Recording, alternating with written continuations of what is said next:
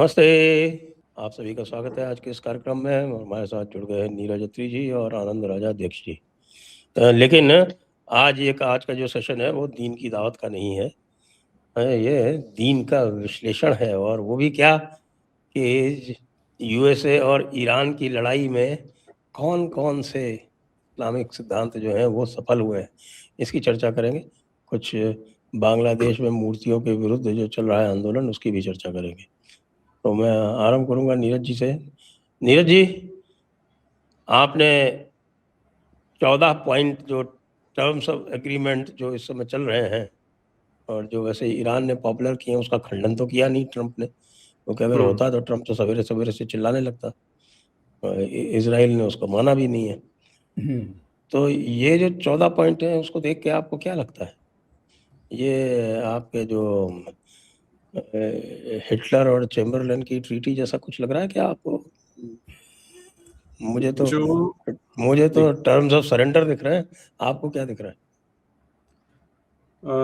पहले तो नमस्ते आपको, आनंद जी को और आपके सभी दर्शकों को। और आज जब हम ये रिकॉर्ड कर रहे हैं 15 तारीख को, तो सोशल मीडिया में बज़ है कि जो लड़ाई है वो ख़त्म हो गई है, और होपफुली ख़त्म हो भी गई हो, जैसे अनाउंस किया अभी ट्रंप ने, लेकिन अभी ऑफिशियली साइन नहीं हुई है। तो हेस्ट क्या थी? क्योंकि जनरली क्या होता है, आप तभी अनाउंस करते हो जब डॉटेड लाइन पे साइन कर रहे हो या आपने बता दिया कि हम वहाँ ऑन द वे हैं। ये बहुत रेयर ओकेजन है जिसमें ऐसा होता है कि पहले से आप अनाउंस कर देते हो, और अभी आज हैं हम मंडे, फ्राइडे को साइन होना है। तो द ओनली जो मतलब एक ही कारण जो मैं देख पा रहा हूँ वो ये है कि मैं उसे थोड़ा सा जी। आपको इंटरप्ट कर रहा हूँ, सॉरी। हम्म मैं इसमें बस ऐड एक कर देता हूँ अपनी तरफ से हम्म कि एक दुनिया के लिए एक बड़ी गेन मैं केवल यही देख पा रहा हूँ कि सेंटर ऑफ ग्रेविटी जो है वो इस्लामाबाद से स्विट्जरलैंड शिफ्ट हो गया है, और पाकिस्तान की जो दलाली थी वो हम्म इसमें काम नहीं आई है। जी। ठीक बात है आपकी। तो मतलब जो आज मंडे को कह रहे हैं कि फ्राइडे को साइन करना है, तो जो एक ही कारण दिखाई दे रहा है वो ये है कि ट्रंप को अपना 80वां जन्मदिन मनाना था। तो एक मेगालोमानिया क्या है, जिसे अपने अहम को तुष्ट करना था कि भाई मैंने कुछ कर दिया है। हालांकि अगर आप ओरिजिनली देखेंगे तो क्या इंटेंशन लेके शुरू की थी लड़ाई, कि उनके पास they are on the verge of creating a nuclear weapon. जो 14 पॉइंट्स हैं उनमें से, अगर जो आपने बिल्कुल ठीक बोला कि यहाँ पर तो एक एब्जेक्ट सरेंडर दिखाई दे रहा है, अगर ये 14 पॉइंट्स ठीक हैं तो, कि कोई इस तरह का रिट्रैक्ट नहीं किया उसने, ईरान ने, कि हम ऐसा कुछ नहीं करेंगे। उसने ऑलरेडी बोल रखा, जो पहले उसका स्टैंड था लड़ाई शुरू होने से पहले, उसका क्या स्टैंड था कि हम तो पीसफुल पर्पस के लिए कर रहे हैं। आप अभी भी उसका यही स्टैंड है। तो ये तो वो कहते हैं ना कि Trump has egg on his face. तो उसके जन्मदिन के ऊपर उसके मुंह पे कीचड़ आ गया, उसे ये लग रहा है कि शायद उसके मुंह पे उसका बर्थडे केक आया है। मैं इसमें इतना हाँ, मैं तो इसमें यही देख पा रहा हूँ। देखिए, egg on face birthday cake में भी एग ही होता है। अच्छा, ये कह सकते नहीं, पर ये तो जैसा अभिषेक बनर्जी के मुंह पे अंडे फेंके थे ना, ये तो इसके मुंह पे अंडा फेंका है। और जो अभी जो पॉइंट सर्कुलेशन में है उसमें क्या है कि जो एक और जो बोन ऑफ कंटेंशन था वो क्या था, लेबनान के बारे में उसने पहला पॉइंट ये बोला कि immediately total cease of war on all fronts including Lebanon. Netanyahu इस पे एग्री नहीं कर रहे हैं, और अगर ये करना ही था तो फिर लड़ाई करने की जरूरत क्या थी, मुझे ये समझ में नहीं आया।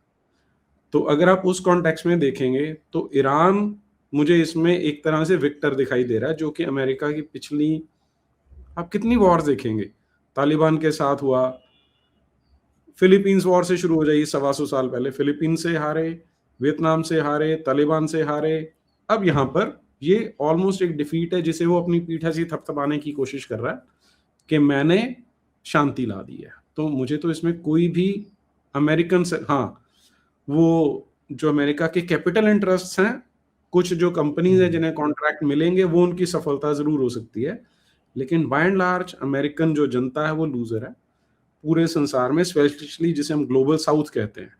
हम सारे के सारे सब लोगों ने ये 100 दिन से ज्यादा चलने वाली वॉर को सिर्फ सफर किया है। फायदा इंडिविजुअली ट्रंप ने उठाया, उसके परिवार के लोगों ने उठाया जो शेयर मार्केट में पैसा कमा रहे हैं। और मुझे अभी भी विश्वास नहीं है संजय जी, अगर इसे कल को कोई बता देगा ना कि फ्यूचर एंड ऑप्शंस में अपने को फायदा हो जाएगा, तो इसमें फिर बोल देना कि एक और बम डालो ताकि हम दोबारा शुरू करें। हाँ, दूसरी बात अच्छा। और भी है, पूरी हम्म, दुनिया को और अमेरिका को और तो सबको जो है वो जो इस्लाम की फेमस ट्रीटी ऑफ हुदैबिया है, तो उस हुदैबिया से ये फिर से परिचय करा रहा है कि भाई देखो ऐसे करते हैं, कोई बात नहीं, हमने हुदैबिया से कुछ भी नहीं सीखा है। यासिर अराफात ने ओस्लो अकॉर्ड किया, यासिर अराफात ने वो आपके गजा वाला अकॉर्ड किया, उसका क्या नतीजा निकला? Israel is very clear, Israel कह रहा है कि हम देख चुके हैं, हम इनसे किसी भी तरह का समझौता नहीं करेंगे। लेकिन अमेरिका जो है वो समझौता करने को तैयार है कि हाँ साहब हम फिर से हुदैबिया करेंगे। जी आनंद जी। एक्चुअली आप देखेंगे तो इसकी शुरुआत इसराइल ने की थी। मतलब 7 अक्टूबर 23 से इसराइल के साथ हमास की जो लड़ाई हुई वहां से शुरुआत हुई है इस युद्ध की। बाद में ईरान पे अटैक करके और ईरान ने इसराइल पर अटैक करके ये हो गया। बीच बीच में अमेरिका ने बीच में एक बार जून में एंट्री मारी थी, फिर दूसरी बार फरवरी में एंट्री मारी। अब वहां से 108 आज 108 दिन हो गए हैं, तो वही चलता रहा है। अमेरिका को इसमें एंट्री लेने की क्या जरूरत थी? कोई ये नहीं थी। वो बस बता रहा है कि we are coming into this from a moral stand point.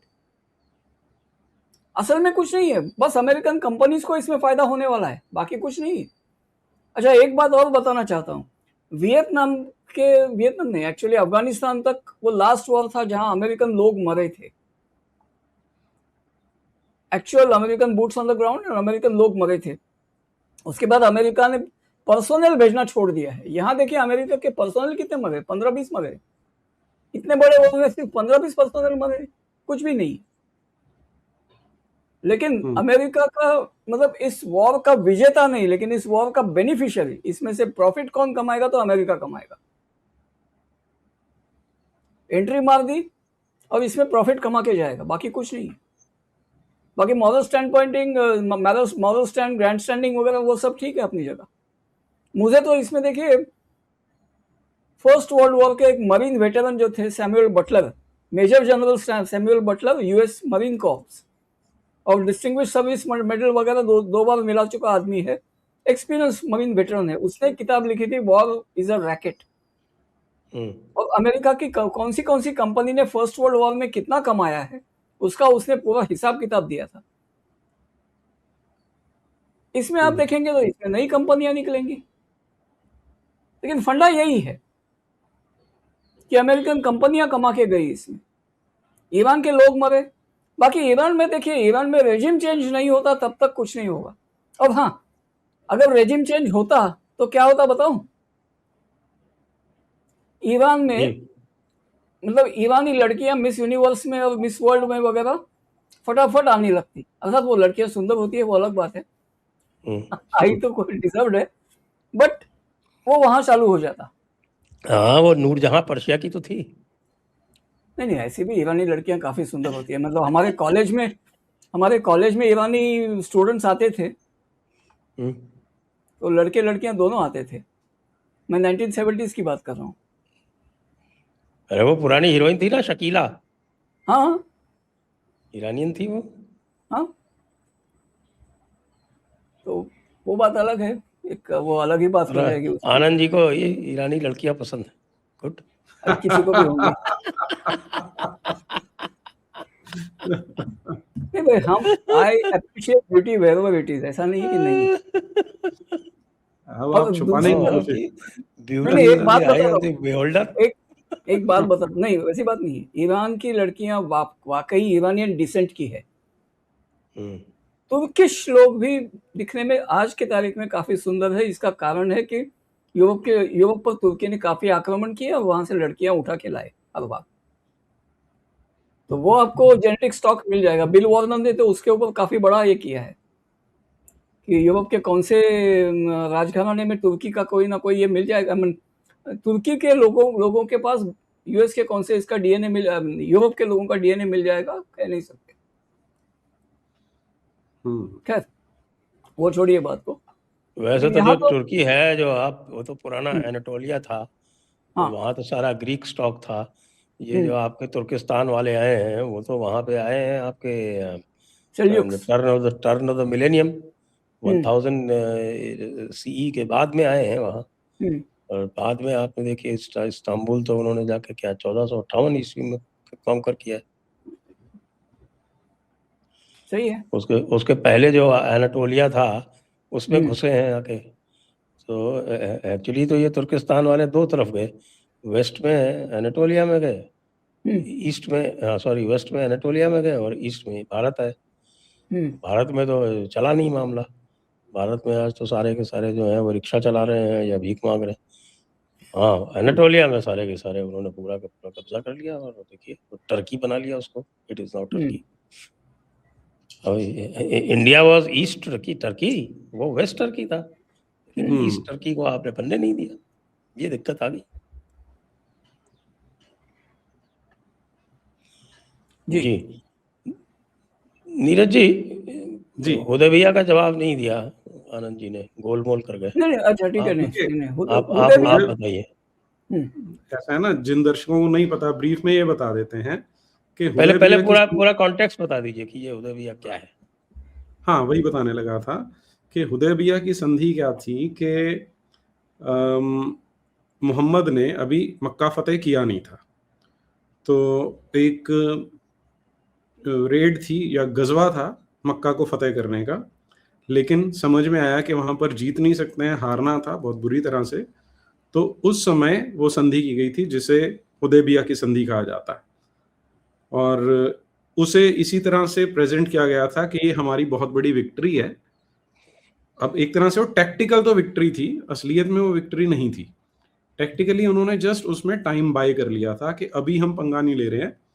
Agreement जो संधि साइन की गई थी उसमें कई क्लॉजेस थे, और वो एक तरह से सिर्फ थोड़ा सा समय, जिसे टाइम बाय करना कहते हैं, वो किया गया था। और फिर संधि ओरिजिनल थी 10 साल के लिए, लेकिन शायद दूसरा साल अभी चल रहा था जब मोहम्मद को लगने लग गया कि वो अब सफिशिएंटली पावरफुल हो गया और अब मक्का पे हमला किया जा सकता है।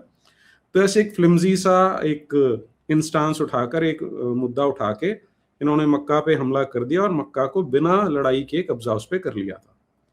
तो हुदैबिया की संधि ये डिनोट करती है कि इस्लाम के अंदर संधि उस समय की जाती है जब आपको लगता है कि आपकी सिचुएशन कमजोर है। वो शांति संधि नहीं होती है, वो सिर्फ टाइम बाय करने के लिए संधि होती है कि अगली बार जैसे ही मौका मिलेगा हम फिर से इन पे काबू पा लेंगे। तो इस्लाम का एक्सपेंशनिज्म तो वैसे का वैसे रहेगा, लेकिन जस्ट एक फॉर कुछ थोड़े से समय के लिए उसे हॉल्ट कर दिया जाता है ताकि अपनी ट्रूप्स को दोबारा से रीग्रुप कर लिया जाए। तो उस सेंस में अगर हम आज ये जो इन्होंने साइन किया, मतलब जो अनाउंसमेंट किया, साइन तो नहीं किया, अगर उसे देखना शुरू करेंगे तो पूरा जो ओवरऑल परसेप्शन है वो यही है कि ईरान बाज आने वाला नहीं है। जैसे पाकिस्तान ने न्यूक्लियर वेपन ले लिया, वो उसने बाय हुक और क्रुक कहीं से भी लिया, ईरान भी न्यूक्लियर एनेबल्ड न्यूक्लियर कैपेबल बनेगा और फिर वो पंगा लेगा कोई ना कोई, तो हटने वाला नहीं है। लेकिन अभी शायद उसे लग रहा था कि गले में हड्डी फंसी है, तो ट्रंप ने उसे यहाँ एक तश्तरी पे रख के संधि दे दी है। हुदैबिया में उन्हें अपने आप करनी पड़ी थी, यहाँ सामने वाले ने दे दिया, तो इतना से डिफरेंस है। अदरवाइज ये अगर मैं जो लॉन्ग आर्क है अगर हम उसमें ऑब्जर्व करें तो अमेरिका ने, या जैसे अभी आनंद जी बोल रहे थे कि इसमें जो बेनिफिशियरी हुआ वो ट्रंप, उसका परिवार और कुछ अमेरिकन कॉरपोरेट्स होंगे। America as a whole entity इसमें लूजर है। वेस्ट, अगर वेस्ट को आप एक सिविलाइजेशन मान लें तो वो भी इसमें लूजर है। इसका लॉन्ग टर्म गेन जो है अभी जो दिखाई दे रहा वो इस्लाम को ही होने वाला है, क्योंकि वो जो न्यूक्लियर वेपन बनेगा वो नॉन मुस्लिम्स के लिए ही यूज किया जाना है। जी। ये अब इसमें जो है एक इम्पोर्टेंट बात ये है कि इसका जो इम्पैक्ट होगा, पॉलिटिकल इम्पैक्ट दुनिया में, वो नॉन मुस्लिम्स के लिए बड़ा ख़राब होने वाला है। हम्म क्योंकि आजकल का जो आप आतंकवाद देख रहे हैं, वो आतंकवाद का आरंभ 1979 के ईरानियन रेवोल्यूशन से ही होता है। क्योंकि उस टाइम पे जब ईरान ने ईरान को भगा के और वहाँ पे अयतुल्ला वगैरह ने कब्जा कर लिया, तो इनको ये लगा कि साहब ये देखिए इस्लाम की बड़ी भारी विजय होगी और इस्लाम ने जो है वो शैतान यानी कि अमेरिका को हरा दिया। और उसके बाद आपने देखा कि पूरी दुनिया में आतंकवाद जड़ पसारने लगा। अब इसके साथ एक और चीज जो इसी के साथ में हुई थी, वो था इनको तेल मिल गया था। तो दो चीजें ऑलमोस्ट एक ही डिकेड के अंदर अंदर हुई थी, जिन्होंने इस्लामिक टेरर को पूरी दुनिया में फैलाया।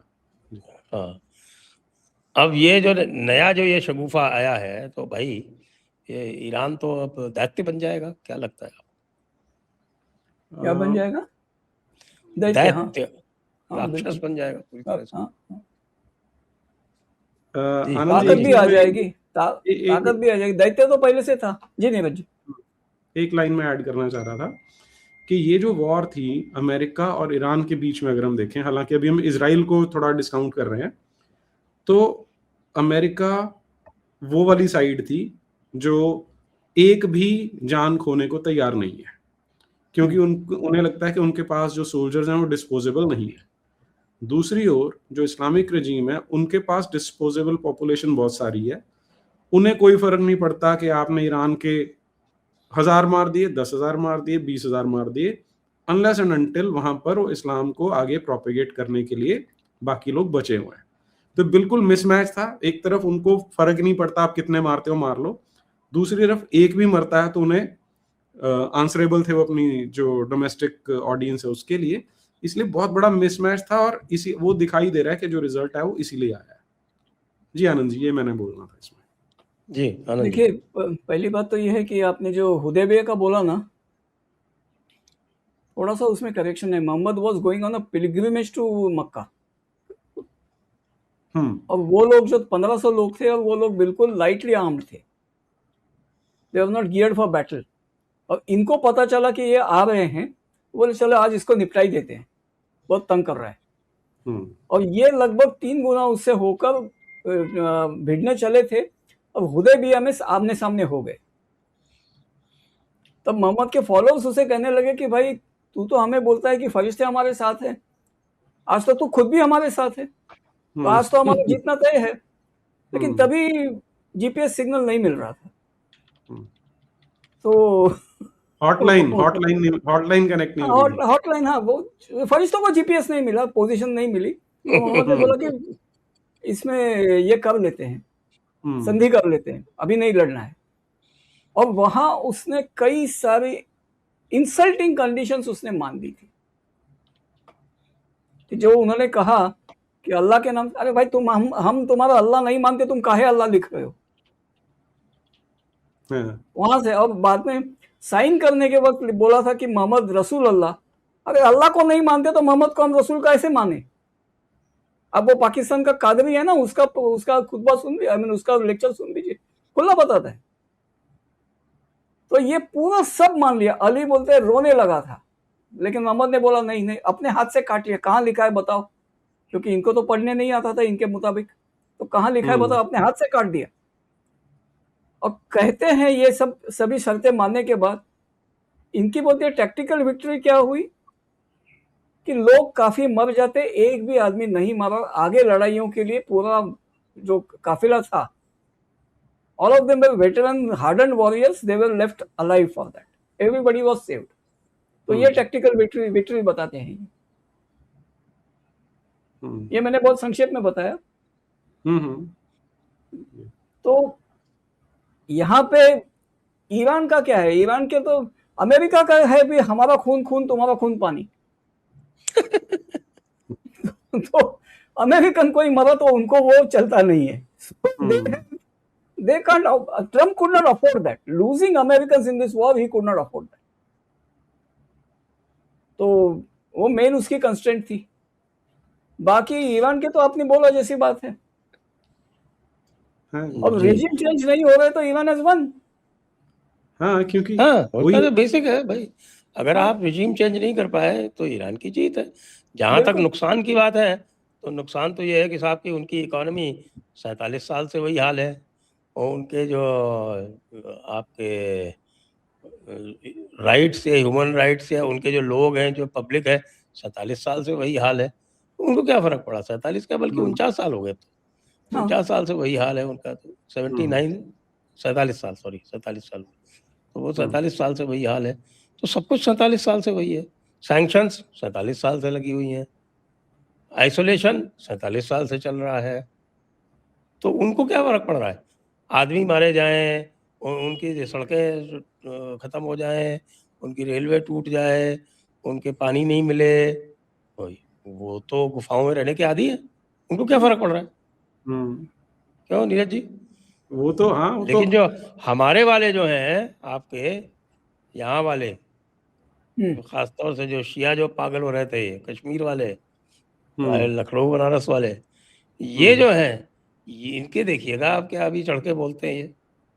हाँ, हाँ उनकी तो अब अदा आ जाएगी उनके अंदर कि देखो जी, अमेरिका की घुटने टिका दिए हमने। हम्म क्योंकि आप हाँ देखिए ना, जितने प्रेमाइस लेके इन्होंने शुरू किया था, जो शुरू से शोर मचा रहा था ट्रम्प के अपने को रिजीम चेंज करना है, वो नहीं हो रहा।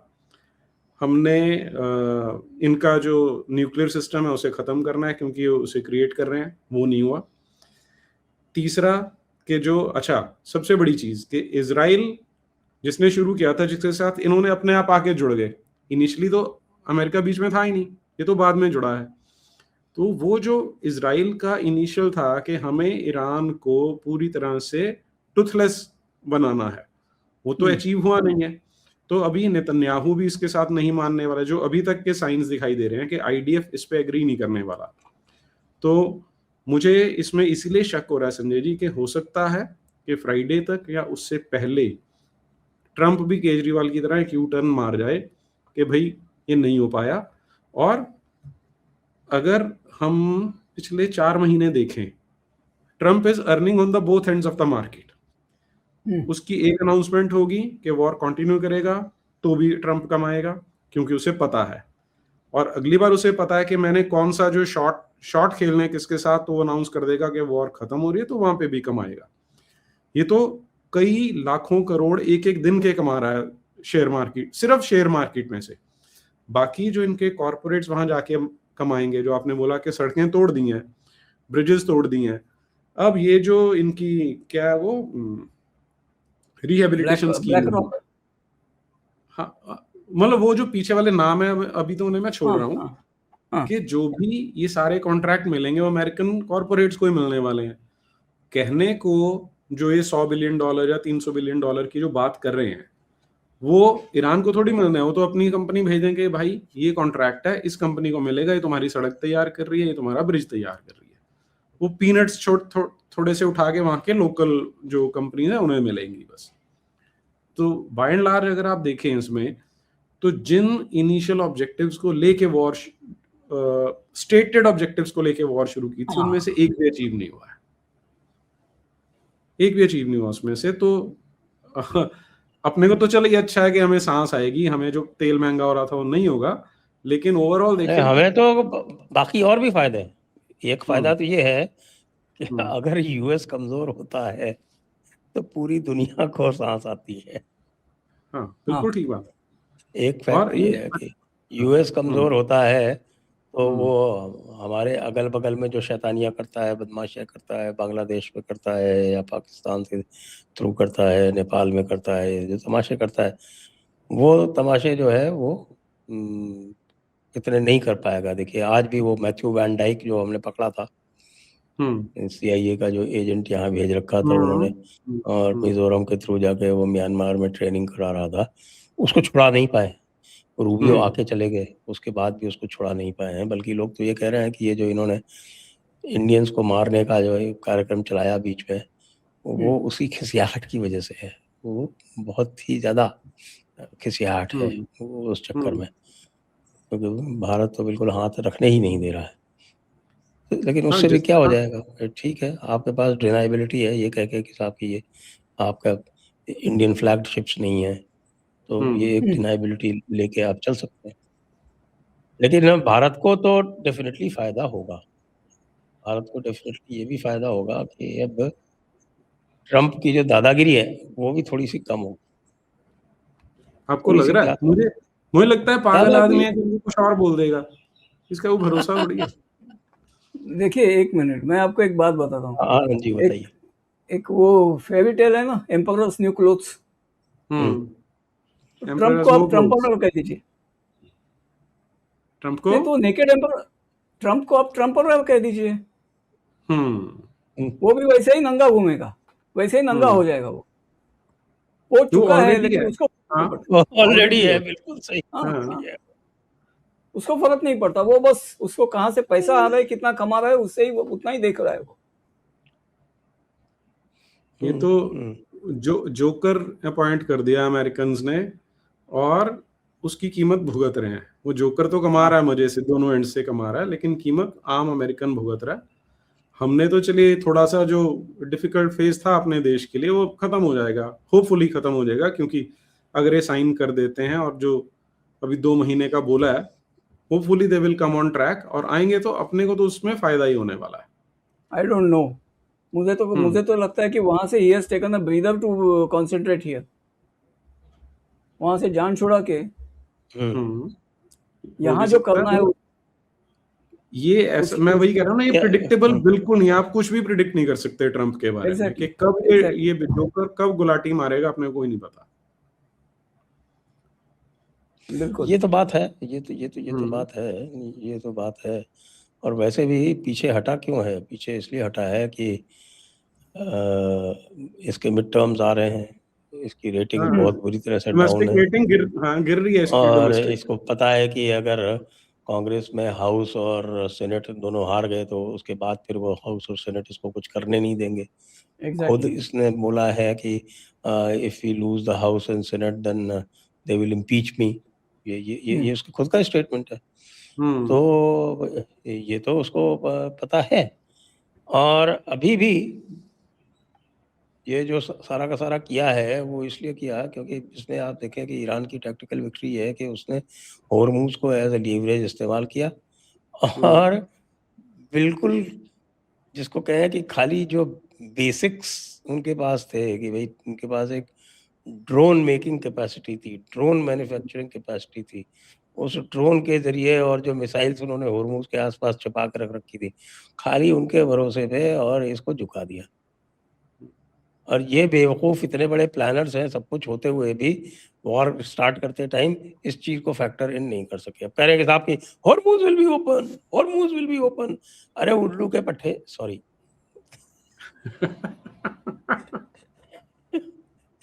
हॉर्मूज़ तो खुला ही हुआ था, तेरी हुँ, हरकतों के कारण बंद हुआ। और अब हुँ, जो है उसको अचीवमेंट बता रहा है कि हॉर्मूज़ खुल जाएगा। Let the oil flow. और उसमें भी जो है वो छोटा-सा लिखा हुआ है, ईरानियन मैनेजमेंट मतलब ईरान उसमें दखल रखेगा। तो भई हाँ, क्या फ़ायदा हुआ?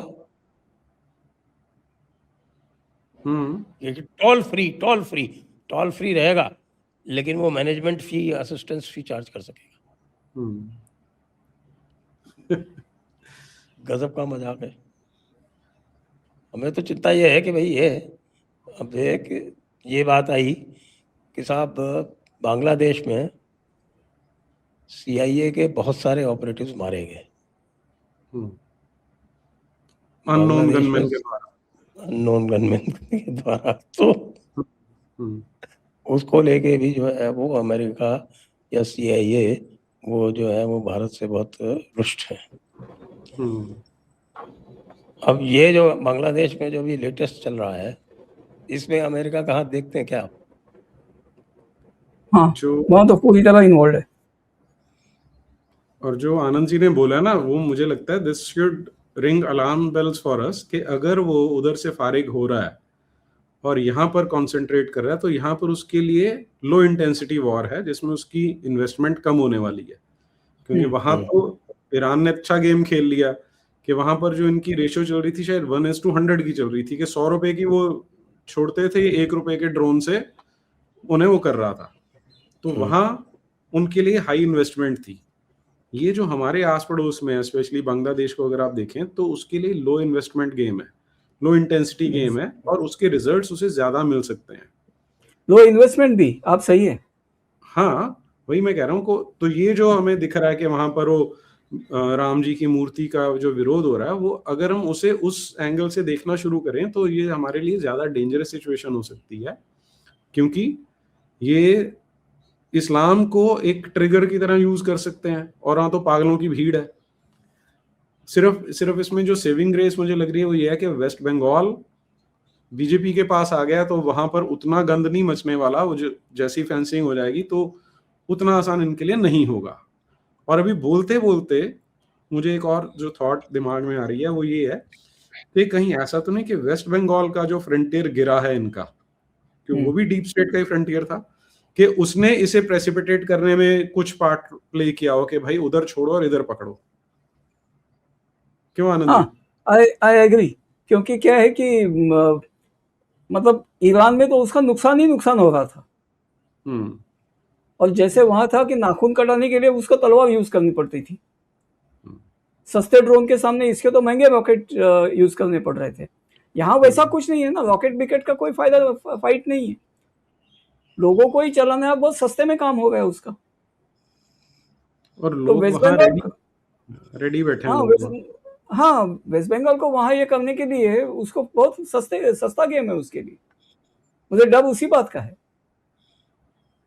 कि यूजिंग दैट चीपली।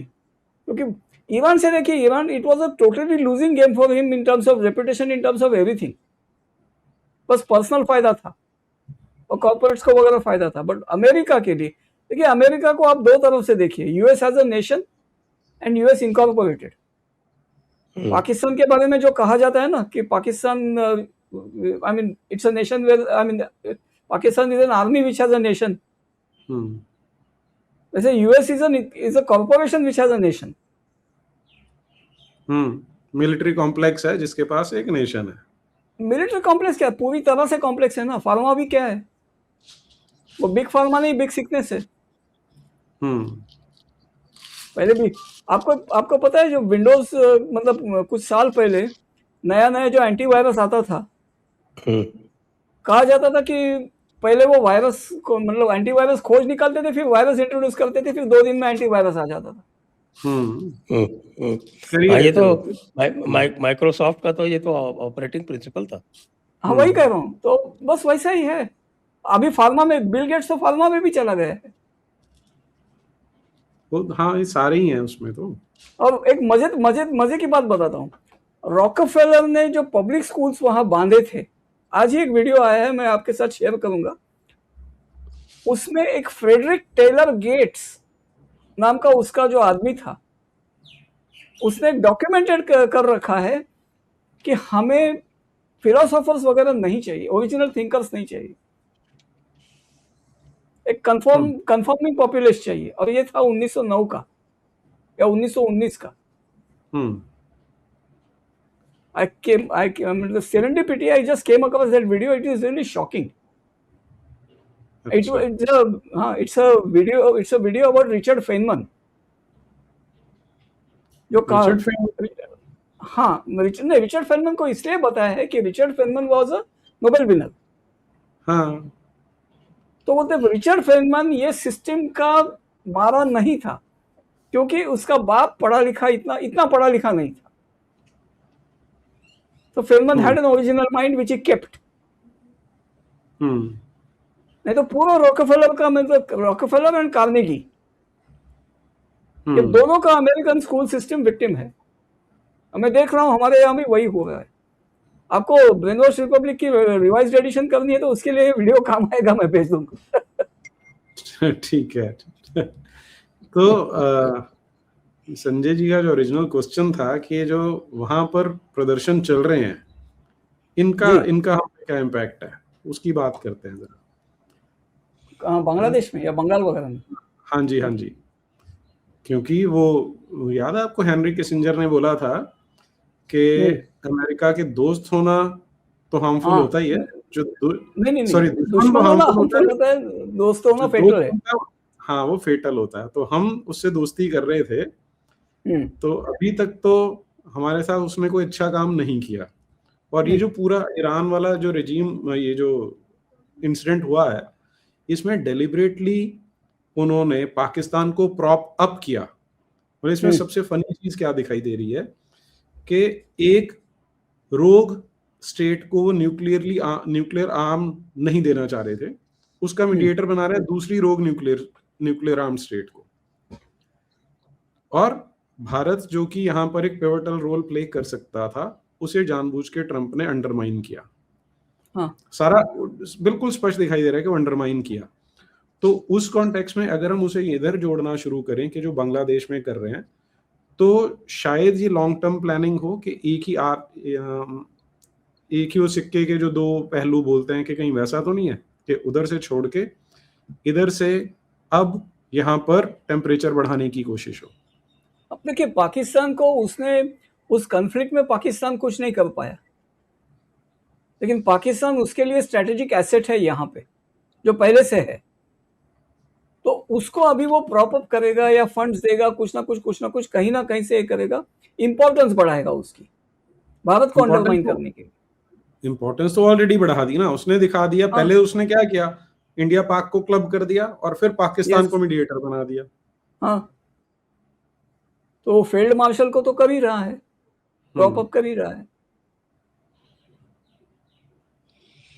वो तो देखिए मीडिएटर तो पाकिस्तान यूएस और ईरान के बीच में भी था, उसका क्या? नहीं वही तो मैं कह रहा हूँ संजय, उसकी कोई सेंस बनती है क्या? इस तरह के एक रोग स्टेट को आप, जो भिखारी है, जो कुछ नहीं कर रहा, टेरर एक्सपोर्टर है, उससे आप ये काम करवा रहे हो। हाँ, मतलब America, the only thing America is really serious about is causing damage and profiting from it. नहीं, मैं तो इसको जैसे जो है वो इंडिया के कॉन्टेक्स्ट में देख रहा हूँ कि देखिए दो तरह की चीज़ें हो रही हैं, दोनों जगह जो है उनके कैलकुलेशन थोड़े से गड़बड़ जा रहे हैं। CIA का इंटरेस्ट बांग्लादेश में इसलिए है क्योंकि बे ऑफ बंगाल में जो ऑयल डिस्कवरीज हो रही हैं और जो ऑयल पोटेंशियल जो जज किया गया है वो बिलियंस ऑफ मेट्रिक टन्स में है। तो खुद ही हरदीप पुरी जी ने कहा कि भाई गयाना साइज है हमारे पास petroleum reserve.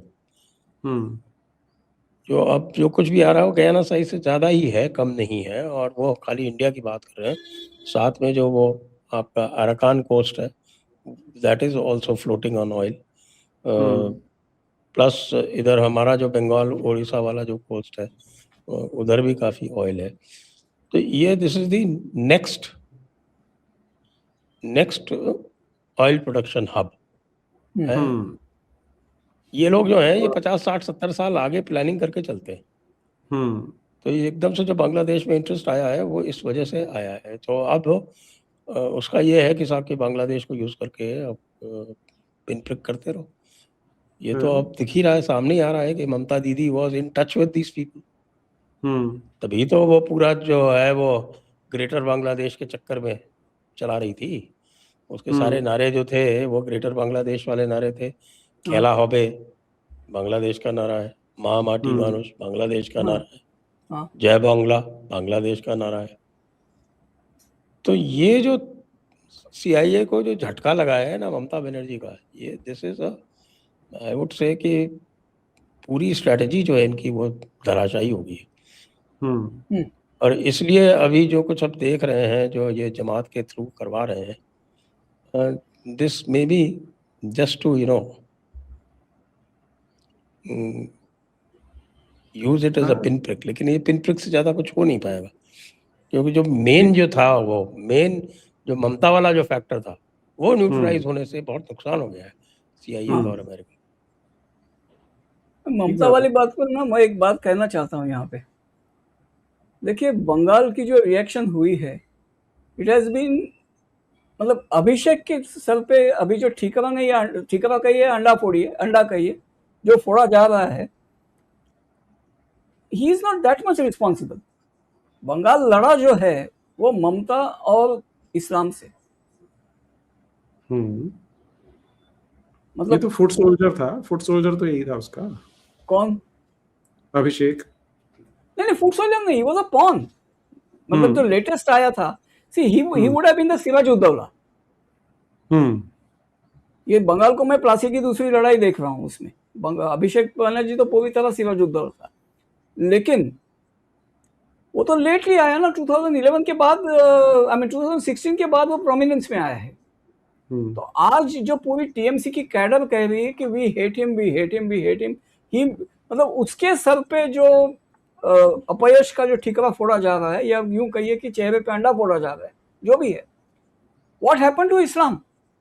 The people of Bengal actually fought Islam, of which Mamata was the forefront mask. तो अभी ममता को क्लीन चिट दे रहे हैं और इस्लाम को तो बिल्कुल साइडलाइन कर रहे हैं। मीडिया में जो भी गालियां पड़ रही है वो अभिषेक को पड़ रही है। वो क्या था? वो कुछ नहीं था। क्योंकि अभी जो नैरेटिव बना रहे हैं वो यही है कि ममता की मिस गवर्नेंस थी, या अभिषेक ने एक्सटॉर्शन रैकेट चला रखा था। Abhishek it is fully concentrated on Abhishek, whereas it was actually नहीं whereas it was actually misgovernance by Mamata for Islam। कि इसे ऐसे ही हमें रीड करना चाहिए कि जो ममता थी, she was riding a tiger, वो टाइगर ने उसे खाना था। अब टाइगर नहीं वो वुल्फ था, भेड़िया था। ठीक है ठीक है, वो एक भेड़िए की सवारी कर रही थी और अब वो भेड़िए से उतर चुकी है। भेड़िया उसे भी खा जाएगा, बाकियों को भी खा जाएगा, लेकिन अब हुआ क्या है कि भेड़िया हारा किससे? वो हारा टाइगर से है। तो है ना, अब जो ये शुभेंदु या अमित शाह वहां कर रहे हैं, मुझे लगता है कि इन द लॉन्ग रन, जो ये इतने साल से CIA ने वहां पे अपना डिजाइन प्लांट कर रखा था, बांग्लादेश को लॉन्च पैड बना के यहाँ पर घुस रहे थे, तो वो एक डिफीट तो उन्हें बड़ी तगड़ी मिल गई है यहाँ पे। पर जो इसमें बांग्लादेश का हिंदू है वो मुझे पिसता हुआ दिखाई दे रहा है कि जिस तरह से फिर से जो हिफाजत इस्लाम नाम से, अच्छा ये भी फनी चीज है वैसे कि इस्लाम को हिफाजत चाहिए होती है ये इस तरह के लोगों से जो छोटी छोटी बात पे वो हो जाते हैं, एक्साइट हो जाते हैं कि राम की मूर्ति नहीं बनने देंगे। देखिए बांग्लादेश का हिंदू जो है ना, आपका जो व्हाट्सएप वगैरह पे आपका जो डीपी है, वो बांग्लादेश का हिंदू है। हाँ, पर वो लोगों को पता नहीं ना मेरी डीपी क्या है। वो बांग्लादेश का हिंदू है। वो तो फंसा बेचारा दोनों तरफ से। नहीं वो जब वो निकलना चाहिए था वो नहीं गया ना। अब वो टपकते हुए शहद के 2 बूंदों के लिए मर रहा है। जब उसे भारत में आने के लिए जो विमान से आने वाला देव उसे हाथ दे रहा था, तो उसको रिफ्यूज करके वो शहद के मधुमक्खी के छत्ते से टपकते हुए शहद के बूंदों को चाटने में व्यस्त है। मधुमक्खियां उसे काट रही है, नीचे मगरमच्छ और सांप उसका इंतजार कर रहे हैं। जिस टहनी को पकड़ के लटक रहा है उस पेड़ को से चूहे कुतर रहे हैं, अब उस पेड़ को हाथी हिला रहा है। ये महाभारत का विजुअल है ना, वो ये महाभारत का विजुअल है, शांति पर्व का विजुअल है, वो सिचुएशन है। तो ये जो है वो आदमी जो शहद के टपकते हुए 2 बूंद के लिए वहां लटका हुआ है, अब जो देव उसे या यक्ष जो है वो उसे विमान से हाथ दे रहा है, आजा निकाल लेता हूं तुझे इससे, वो नहीं, उसको वो 2 बूंद चाहिए। वो बांग्लादेश का हिंदू है। नहीं, पर अब करें क्या? समस्या तो ये है ना कि ऐसे तो ये लग रहा है कि हम विक्टिम को ब्लेम कर रहे हैं, पर अब क्या करें? विक्टिम नहीं है वो, वहां मतलब विक्टिम तो है, दैट्स कोलैटरल। उसको जब 1946 में या 1971 में उसको छोड़ के आना चाहिए था। और भी एक और देखिए, बहुत बड़ी संख्या में तो आए ही है ना। ये पूरा का पूरा जो मथुआ कम्युनिटी है, ये क्या है? ये वही नामशूद्र कम्युनिटी है जिसको मथुआ बोलते हैं। देखिए दो बंगाल का, मित्र है, देखिए संजय राम जी, शूद्र और वंशी। एक बात बताता हूँ संजय जी, पाकिस्तान में जो लियाकत अली खान ने जो हिंदू रोके थे, वो मेहता वगैरह रोके थे ताकि उनका टॉयलेट साफ करने के लिए उसको हिंदू चाहिए थे। बांग्लादेश के हिंदू वैसे हिंदू नहीं है, सरकारी अफसर वगैरह थे, व्यापारी थे, कर्मचारी थे, सरकारी अफसर वगैरह थे, टॉयलेट साफ करने के लिए मेहतर नहीं थे। और उन्होंने 1905 से देखा है, कब नहीं देखा। वंग भंग का आंदोलन हुआ, फिर टीटू मिल का तो उससे पहले से है, फिर वंग भंग हुआ, फिर डायरेक्ट एक्शन हुआ, फिर 1971 हुआ, और चालू ही है उनके साथ। जब जब अपॉर्चुनिटी मिला, they should have left arms and come to India. 1971 was the best opportunity. देखिए, एक इसको थोड़ा सा एनालाइज करेंगे ना तो आप पाएंगे कि जो बांग्लादेश का जो हिंदू है जो छूट गया, और वो उसको सबसे बड़ा धोखा जो है वो आपके जोगिंदर नाथ मंडल ने दिया, क्योंकि वो जोगिंदर नाथ मंडल के चक्कर में उन्होंने जो पॉलिटिकल लॉजिक था उसका, जो भीम मीम अलायंस वहां बनाया, उस भीम मीम के चक्कर में जो भी समर्थ थे वो वैसे ही कोलकाता आ गए थे।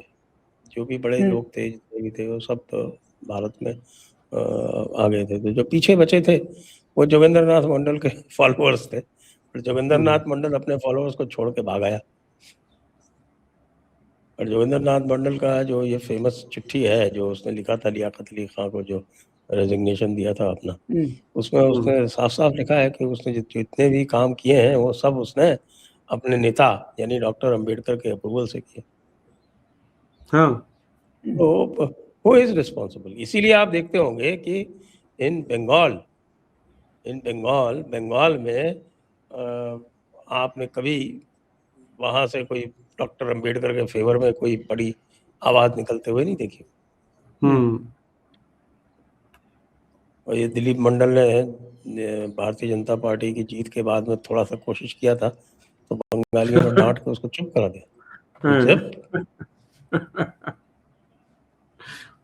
हम सब जानते हैं जोगिंदर नाथ मंडल ने क्या किया था। उसके बाद से बोलता नहीं है, उसके बाद से नहीं बोल रहा। उसके बाद से नहीं बोला। जोगिंदर नाथ मंडल का जो योगदान है, जोगिंदर नाथ मंडल इनडायरेक्टली डॉक्टर अंबेडकर का जो योगदान है इनको वहां पीछे छोड़ देने में, और उनकी जो हॉस्टेज थ्योरी उन्होंने जो डेवलप की थी कि साहब ये हमारे हॉस्टेज रहेंगे, वो अभी तक काम आती है। 90% से ऊपर जो हिंदू बचा है वहां पे वो दलित है, जिसको हमारे यहाँ दलित कहते हैं, वो है वो मोर देन 90%। और Indian government should be more proactive. इन्होंने एक बुद्ध विहार तोड़ा था, तो म्यांमार ने जो बांग्लादेश हाई कमीशन था उसको घेर के बैठ गए थे बुद्धिस्ट। फिर इन्होंने माफी मांगी थी सरकार ने, और उसको दोबारा से बनवाया था। ये हमारे यहाँ होना चाहिए प्रोएक्टिव, यहाँ हमारे यहाँ भी होना चाहिए था ऐसा। जबकि बांग्लादेश जो है हमारे बिना एक कदम नहीं चल सकता। ये देखिए, कोई नेपाल से कुछ बिजली ले रहे थे, वो भारत ने रोक दी। नेपाल से बिजली बांग्लादेश जाएगी तो भारत होके ही तो जाएगी। वो भारत ने कोई टेक्निकल प्रॉब्लम बता के रोक दी, तो वो फड़फड़ाए हुए। अब इसी हफ्ते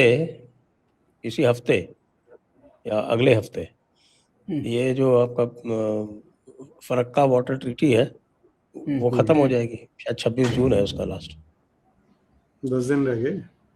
हाँ, 10 दिन रह गए उसके बाद। तो आप देखिए कि क्या करेंगे ये, लेकिन नहीं, नक्शेबाजी फिर भी चालू है। तो भाई जो हमारे पास जो है लिवरेज, उसका तो इस्तेमाल करना चाहिए ना। हाँ, we should put our foot down. चलिए, ओवर्टली नहीं कोवर्टली कर लो, हम नहीं कहते ओवर्टली करो। और कोवर्टली की तो अननोन गनमैन जो है वो केवल जो है वो पाकिस्तान में क्यों, अननोन गनमैन बांग्लादेश में भी होने चाहिए। बिल्कुल होने चाहिए। क्योंकि यहाँ भी ISI बहुत एक्टिव है। हाँ हाँ हाँ, बांग्लादेश नेपाल दोनों में बहुत एक्टिव है। हम्म। तो ये तो अपना एक पॉलिसी होनी चाहिए संजय जी, एक नेशनल लेवल पॉलिसी होनी चाहिए कि आप अगर वहां पे प्रताड़ित करोगे तो हम ये एक्शन लेंगे। वो जो कहते हैं ना बिग ब्रदर वाला रोल प्ले कर लेना चाहिए अब तो हमें।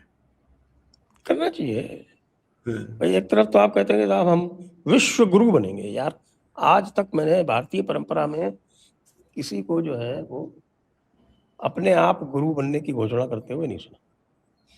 हमें जो हमें दूसरे विश्व हैं बंधु वही गुरु बनाते हैं। हमें विश्व बनने बंधु को बनना चाहिए। अब विश्व बंधु बनना चाहिए, कहे कि बंधु है तो क्या है, बड़ा भाई है। नहीं तो बड़ा भाई बनने के लिए एक बड़ा सोटा भी होना चाहिए ना, बड़ा डंडा भी हाँ होना चाहिए बिल्कुल ना हाथ में। बिल्कुल। हाथ वो में थोड़ी लाठी होनी चाहिए। भाई हाँ भाईगिरी दिखानी चाहिए।